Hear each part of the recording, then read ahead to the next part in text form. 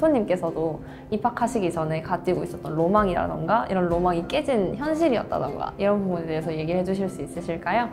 저는 이제 대학교 오면은 바로 남들처럼 다 연애를 할 줄 알았어요. 이제 고등학생들이 보통 이제 졸업할 때가 가까워지면 고등학교를 유튜브에 이제 대학생 뭐 새내기 이런 거 쳐서 보면은 뭐 연애 플레이리스트인가 뭐 그런 것들 대학생 관련된 그런 웹드라마가 많거든요. 그런 거 보면 막 다 연애하고 뭐 벚꽃 내리고 뭐 술 먹고 약간 썸 타고 그런 거 없습니다. 저희 학과는 90%가 남자이기 때문에 예를 들어서 100명 치면 10명이 여자잖아요. 거의 만날 일도 잘 없고 한 반에 이제 과 반이 나뉘게 되면 두세 명 정도이기 때문에 친해질 기회도 사실 저는 별로 없었던 것 같고요. 좀 초반에는 그런 로망이 많이 깨졌던 것도 있습니다. 혹시 꽈팅 같은 거 해보셨어요?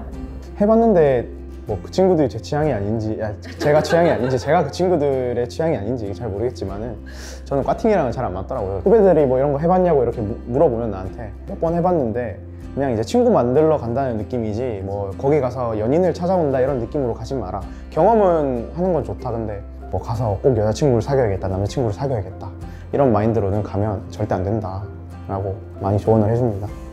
그것도 로망에 대한 현실이었네요.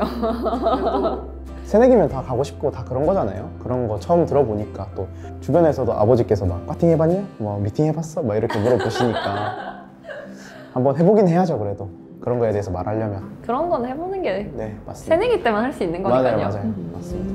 학교마다 학교 내에도 동아리가 있기도 하지만 과마도 학과 동아리가 따로 있기도 하잖아요. 혹시 자동차 공학과에서도 따로 학과 동아리가 따로 있을까요? 네, 저희 학과에는 이제 자동차 관련된 이런 학회나 동아리가 꽤 존재하는데요. 그 중에서 또 대표적으로 손으로 꼽을 수 있는 게 코라라고 국민 레이싱을 딴 약자거든요.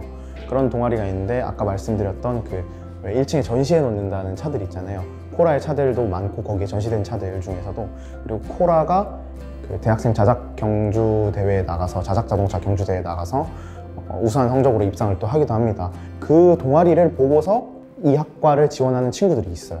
들어가고 싶기 때문에 그 학교, 그 학과 이 동아리에 그 동아리 자체가 좀 아이덴티티이기도 하고 학과에 그런 역할을 좀 두루두루 하고 있습니다. 아, 네. 말만 들어봤을 땐 동아리 활동이 정말 멋지게 느껴지는데 혹시 동아리에 들어가려면 따로 면접 같은 걸 따로 봐야 할까요? 네, 그쵸. 일단은 멋진 동아리 활동이 맞습니다. 왜냐하면 대학생이 학부 수준에서 이제 자동차를 만들고 직접 설계하고 이렇게 결과물을 만들어낸다는 것 자체가 되게 대단한 일이기 때문에 그런 일을 할 수 있는 사람들은 자동차에 대한 기본 지식이나 이런 것들이 있는 사람들이면 좀 더 좋겠죠. 동아리에 들어갈 때 아마 면접을 보는 걸로 알고 있고요. 상당한 지식이 필요한 걸로 알고 있습니다. 그리고 보통 이제 그런 지식들을 기본적으로 요구하기 때문에 물어는 보지만은 그게 평가에 막 크게 반영되진 않는다는 소리가 있는데 왜냐하면 이제 지식이 부족하고 좀 흥미가 떨어지는 친구들은 어차피 2, 3학년 되면 나가게 돼 있어서 그런 과정들을 다 거치고 이제 괜찮은 친구, 관심 있는 친구들만 남아서 그 활동들을 계속 이어나가게 되는 거죠. 계속 아마 그런 방식으로 운영되는 걸로 알고 있습니다. 와, 국민대학교 자동차공학과에선 동아리 활동으로 자동차를 만들어버리네요. 네, 맞습니다. 자동차를 만들어버리죠. 네, 들으면 들을수록 흥미로운 학과인 것 같은데 혹시 이제 자동차공학과에도 학과병이라고 할 수 있는 게 따로 있을까요? 딱히 뭐 그런 건 없고 이제 자동차에 관심 있는 친구들이 여럿 있다 보니까 밥 먹으러 갈 때나 이럴 때 저희 학교 앞에 되게 큰 도로를 지나야 되거든요. 한 왕복 8차선 정도 되는 것 같은데 그 도로를 지날 때 다들 이제 신호등 서서 차가 뭐 있나만 바라보는 거죠. 서로 하던 얘기 멈추고 그러다가 이번에 뭐 어디 현대에서 뭐가 나온다더라, 뭐 어떻더라, 뭐 엔진이 어떻더라, 이런 많이 개선됐다더라 이런 얘기도 많이 하고 차가 이거 좋은 차가 한 대 딱 지나가면 주제가 급전환되는 그걸 병이라고 해야 되나요? 뭐 그런 것들이 있긴 해요. 예. 아, 네. 아무래도 자동차에 대해서만 하루 종일 보고 있긴 하다 보니까 그럴 수도 있겠네요. 그럼 혹시 이제 멘토님처럼 국민대학교 자동차공학과에 지원하고 싶은 고등학생들한테 한마디씩 해주고 싶은 말이 있으시다면 한번 해주실 수 있으실까요? 사실 해주고 싶은 말이 되게 많아요. 너무 진부한 얘기이기도 하고 그래서 좀 짧게 말을 하자면 대학은 내 인생에 있어서 어떤 쉼터이자 큰 배움터입니다. 최소한 이제 대학을 선택할 때 있어서 성적에 맞춰서 가지는 말아주세요. 진짜로. 학교의 네임드나 이런 걸 보고 가지 말아주세요. 저는 그렇게 오고 학교에 대해서 회의감을 느끼고 자퇴한 친구들도 많이 봤고 그리고 저희 과 자체가 좀 특수과고 그러다 보니까 친구들 자체가 모이면 하는 얘기가 자동차에 관한 얘기고 그럼 내가 관심이 없으면 그 얘기에 낄 수가 없는 거거든요. 그럼 친구들 사이에서 당연히 도태될 수도 있는 거고 내가 이 학과에 대한 흥미가 떨어질 수도 있는 거죠.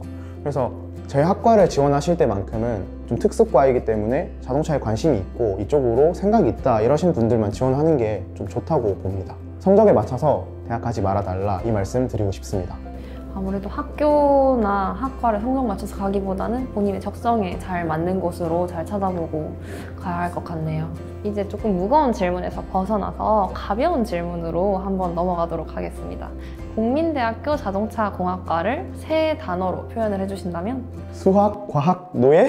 뭐 이 정도? 네네. 네네네.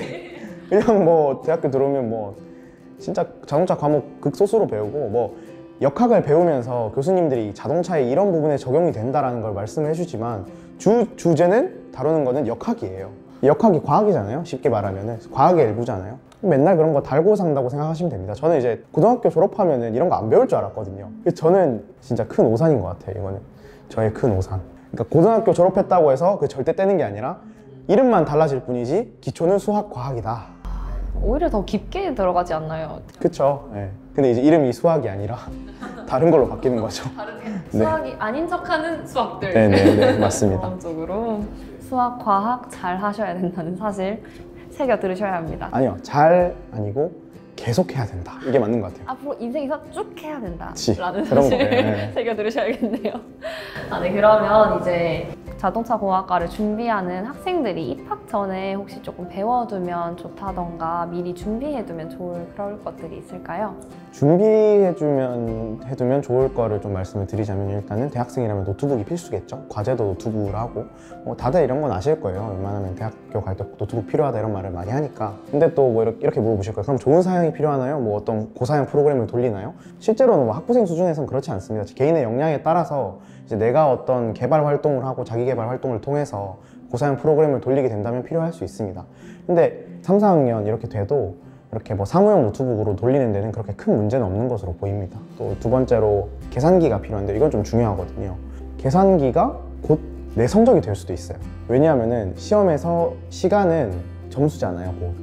근데 계산기의 성능에 따라서 점수가 바뀔 수가 있어요. 왜냐하면은 내 계산기는 지원하지 않는 이런 공식 풀이 방법들을 좋은 계산기는 지원을 할 수도 있는 거거든요.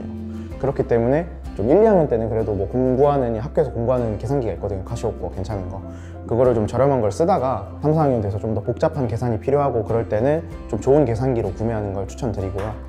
뭐 입학하실 때는 딱히 뭐 계산기를 먼저 사야 되나 이런 걱정은 안 하셔도 될 것 같아요. 학교 들어오면 알아서 공동 구매하게 돼 있기 때문에 네, 그렇게 될 것 같습니다.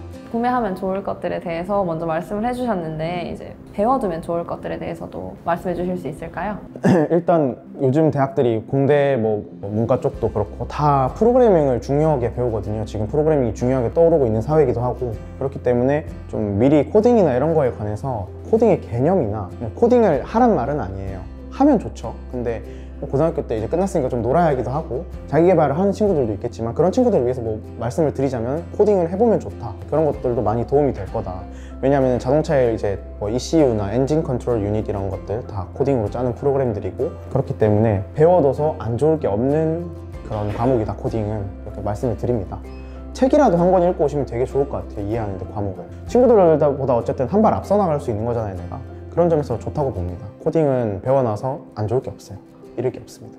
아무래도 대학교는 학과마다 학습량이나 과제량의 차이가 있을 수밖에 없을 것 같은데요. 혹시 멘토님께서 재학 중인 학과는 학습량이 어느 정도 될까요? 1부터 10까지의 숫자로 표현해 주시겠어요? 진짜 이거는 어려운 질문인 게 상대적인 질문이잖아요. 솔직히 저희 학교 미대생들이 봤을 때, 조영대생들이 봤을 때 아마 저희 과 과제는 아무것도 아닐 거예요. 근데 또 이제 개인이 느끼는 이런 그 차이는 있잖아요. 제가 생각했을 때는 한 5, 4? 3에서 5 정도라고 봐요. 과제가 딱히 그렇게 많은 편이 아닌 것 같아요.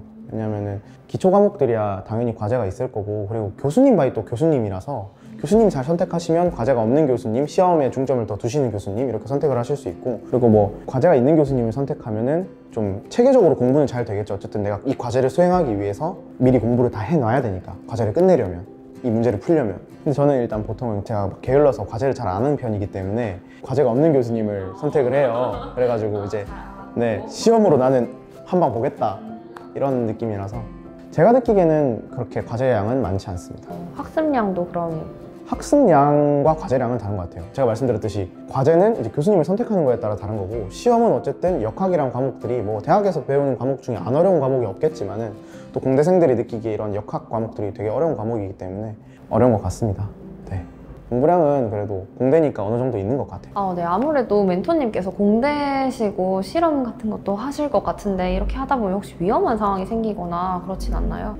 있어요. 저번 학기 일인데, 그러니까 12월 달에요. 작년 12월 달에. 보통 12월 달에 대학생들이 과제를 끝내느라고 이제 조별 과제였거든요. 그걸 끝내느라 바빠요. 시험 기간이기도 하고 또 조별 과제도 마무리 기간이니까 이제 테스트를 봐야 되고, 그러니까 마음이 급할 거 아니에요. 이제 내일 제출인데 오늘까지 덜 끝냈어.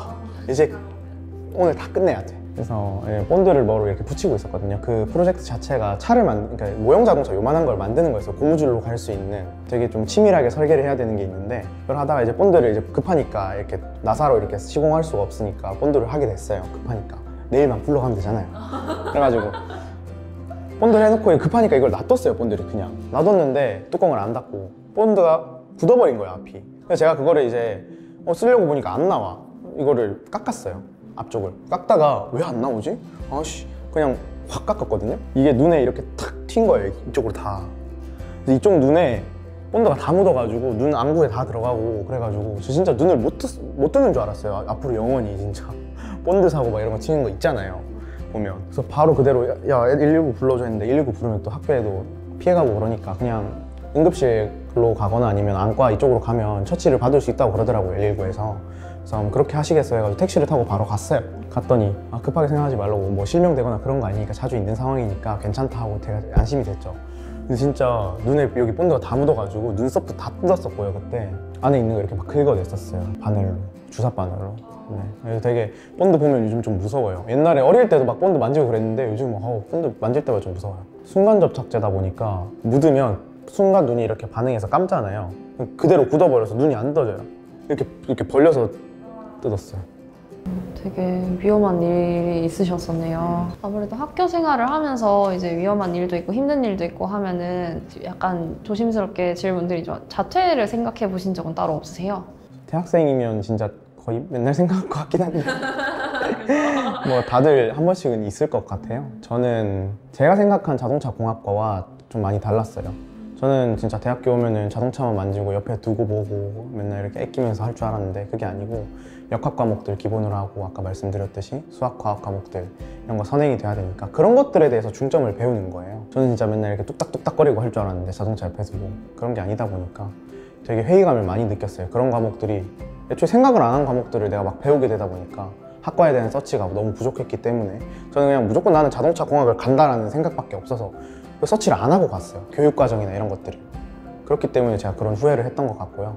그런 회의감에 좀 학교 그만둘까? 다른 일 하면 더 잘할 수 있을 것 같은데 라는 생각이 많이 들었던 적도 있습니다.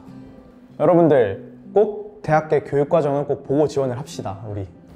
그럼 혹시 이제 자동차 공학과에 들어오게 되면 이렇게 될 수 있다 하는 그런 부분이 있을까요? 공대 특성상 과제가 뭐 만들어 와라, 뭐 통해서 뭐 이용해서 뭐 만들어 와라 이런 과제가 꽤 있는 경우가 있어요. 그런 것들을 이제 경험하다 보면 손재주가 좀 당연히 늘게 돼요. 제 친구가 오토바이가 있었는데 그 오토바이에 소음기를 제작을 해야 됐어요. 이제 규정상 소음기를 사려고 보니까 너무 비싼 거예요. 학생 수준에서 이제 오토바이 유지하는 것도 힘든데 소음기 막 10만 원씩 이렇게 총매 막 들어가고 이러면 힘들단 말이에요. 그래서 아니 이거 생긴 게 그냥 우리 머플러 배웠던 거랑 똑같이 그 안에 들어가 있는 거 똑같잖아. 그래가지고 친구를 그냥 철무점 가서 거름망을 구매를 했어요. 거름망을 구매해가지고 학교 그 크래프트 하는 데 있거든요. 작업실 같은 데 가서 이거 잘라가지고 소음기처럼 만들었어요. 실제로 소음기 되더라고요. 근데 재료값이 3,000이 들었거든요. 학교에서 이제 쓰고 그 장비들 같은 건 학교에 있으니까 그거 쓰고 그런 거 보면서 그래도 내가 이런 것도 만들 줄 아네 라는 생각이 좀 들더라고요. 정말 저희가 막연하게 생각하고 있는 그런 공대생의 삶을 살고 계신 것 같은데 정말 멋지시네요. 네, 오늘 멘토님 만나서 정말 유익한 시간 잘 보낸 것 같은데 혹시 이제 마지막으로 한마디 정도 앞에 보시고 해주실 수 있을까요? 네, 저희 학과에 대한 질문은 언제든지 환영입니다. 저희 어떤 질문을 해주셔도 되고 궁금증이나 뭐 이런 것들 다 가능합니다. 최대한 빠른 시일 내에 답변을 드리고 또 성실하게 답변 드릴 테니까 아래쪽에 댓글 남겨주시면 성실히 답변 드리도록 하겠습니다. 감사합니다. 구독, 좋아요는 필수입니다. 네, 앞으로도 저희는 다양한 대학생 멘토분들을 모시고 프로그램을 진행할 예정입니다.